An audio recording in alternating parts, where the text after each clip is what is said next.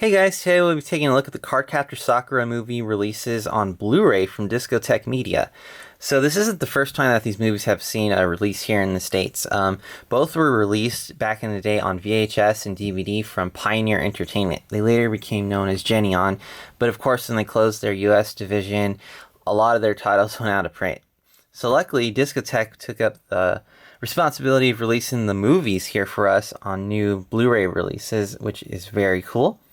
So yeah, both these movies are very interesting in terms of English dub and releases, so we're going to talk about that. But anyway, first thing I want to say is for the first movie, I like to dub it as Cardcaptor Sakura the movie, or Sakura Goes to Hong Kong. In this movie, let's talk about the release first. When Discotek originally put out this movie, they put it out on DVD and Blu-ray, so these were new transfers, and when you got the movie, it kind of came like this. It had no slipcover, nor did it have any interior artwork. By the time the releases were so far that by the time they released the second movie, they'd done slipcovers and interior artwork. They were a bigger company, so they were able to do this. And later printings, when I actually got this, I got this one later than the second movie. It arrived with a slipcover and interior artwork, so that's pretty cool. It actually matches the other movie in terms of packaging, so if you put these on the shelf, these will look very nice together. So I feel bad for people who bought this early on because they didn't get a slipcover, but if you order it now, you're most likely going to get this later printing, which is great because it matches everything. I like that.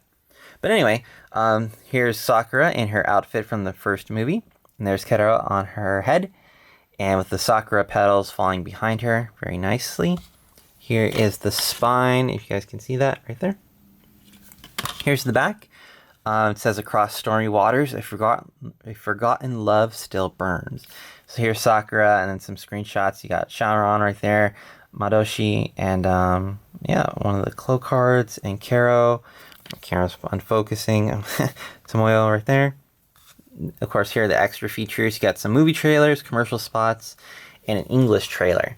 What's interesting about this first movie is that the English dub is very different from the Japanese version. So, for this movie, let's talk about the plot first. So, Sakura wins a chance to visit Hong Kong. Of course, she goes with her brother Toya, Yukito, and Tomoyo. And of course, Shanron's there as well. This movie takes place after the first half of the anime, so you can kind of fit it in nicely into the timeline canon, unlike Dragon Ball movies.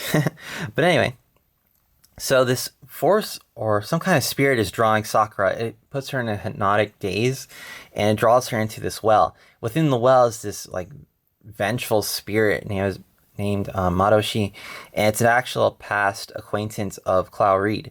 So of course, she wants revenge on Sakura, thinking she has all the cloud cards, and kind of senses Clo Reed from her. And eventually she controls like water, and she kind of captures all of her friends. So now Sakura must find a way to free her friends and defeat this new enemy. And of course, in the English dub, it's different. What's cool about this release is that it features the English dub from the Cardcaptors. Visually, the movie's uncut, but the English dub features the same localization and changes that were done for the TV series. The series was dubbed by Ocean Group, and that same voice cast reprises their roles in this movie. And so you got the localization still. You got Sakura Avalon, you got Tori, you got Julian, Madison.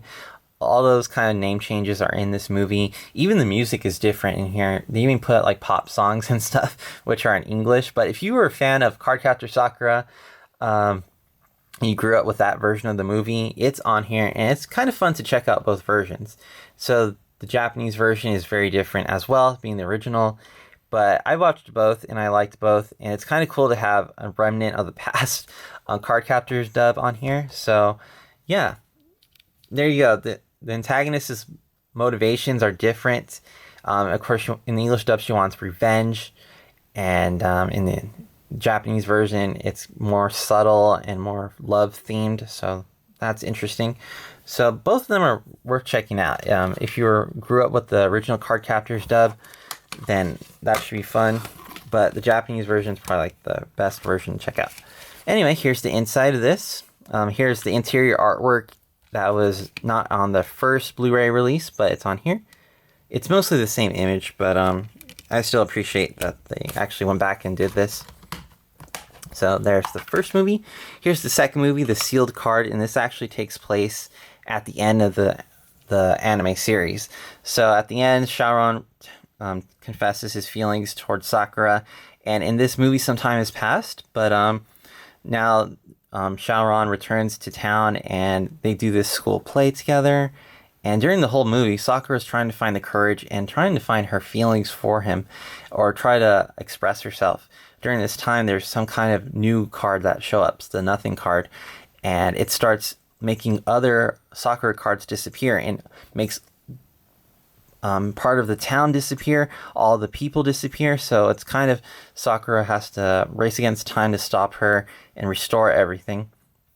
But this one is another great one that had like themes of love and everything, which is so strong in the series, and I like seeing that here. Both movies have great music, the animation is top notch, and it was done by Madhouse, so that says something.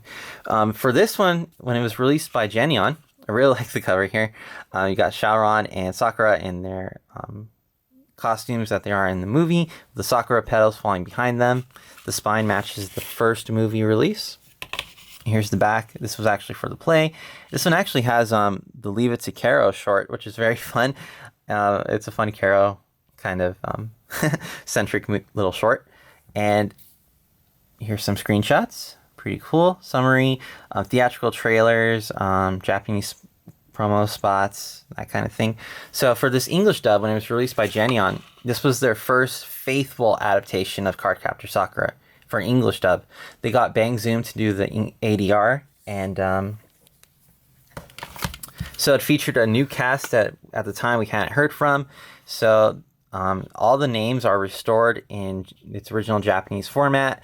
The localization doesn't exist anymore, and it's just a very faithful adaptation. They even got Sakura's Hoe, like kind of little verbal tick sound that she makes in the Japanese version in here.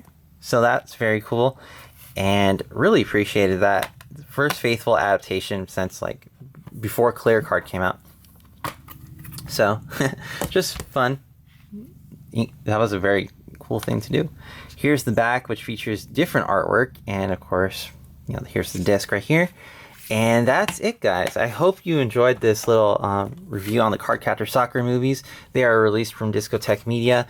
Both beautiful releases and very interesting. So tell me which movie is your favorite, or do you have a favorite moment? That's all, and I will see you guys next time.